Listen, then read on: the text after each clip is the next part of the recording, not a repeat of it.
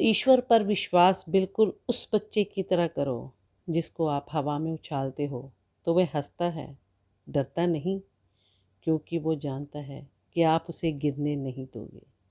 नमस्कार, मैं किरण नए दिन नई कहानी के साथ उपस्थित। कहानी एक संत जी की जो ऋषिकेश में गंगा जी के किनारे रहा करते थे।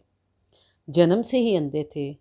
उनका नित्य का एक नियम था कि वो शाम के समय ऊपर गगनचुंबी पहाड़ों में भ्रमण करने के लिए निकल जाते और हरि नाम संकीर्तन करते रहते। एक दिन उनके शिष्य ने उनसे पूछा, बाबा, आप हर रोज़ इतने ऊंचे पहाड़ों पर भ्रमण हेतु जाते हैं, वहाँ पर तो बहुत बड़ी बड़ी खाइयाँ हैं, आपको आंखों से दिखाई नहीं देता, क्या आपको डर नहीं लगता?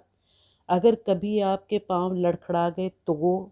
बाबा ने कुछ नहीं कहा और शाम के समय उस शिष्य को भी अपने साथ ले लिया।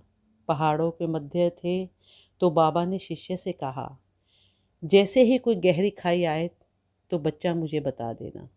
दोनों चलते रहे और जैसे ही गहरी खाई आई, शिष्य ने बताया कि बाबा, गहरी खाई आ चुकी है। बाबा ने कहा, मुझे इसमें धक्का दे दो। शिष्य सुनते ही पका गया।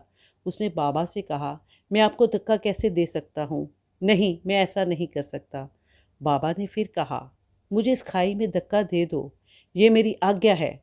शिष्य ने कहा, बाबा, मैं आपका दंड भोग लूँगा, मगर मैं आपको इस खाई में नहीं धकेल सकता। तब बाबा ने कहा, रे नादान, जब तुझ जैसा साधारण प्राणी मुझे खाई में धकेल नहीं सका तो बता, मेरा मालिक भला कैसे मुझे खाई में गिरने देगा? उसे तो सिर्फ गिरे हुओं को उठाना आता है, गिरे हुओं को उबारना आता है। वो कभी किसी को गिरने नहीं देता। साथियों, वो ईश्वर पल पल हमारे साथ है, बस विश्वास की बात है। अंत में खुश रहें, स्वस्थ रहें, अपने पक्के इरादों और ईश्वर की अनुकंपा से आगे ही आगे बढ़ते जाएं। लेकिन हाँ, मेरा चैनल लाइक व सब्सक्राइब करना ना भूलें। धन्यवाद।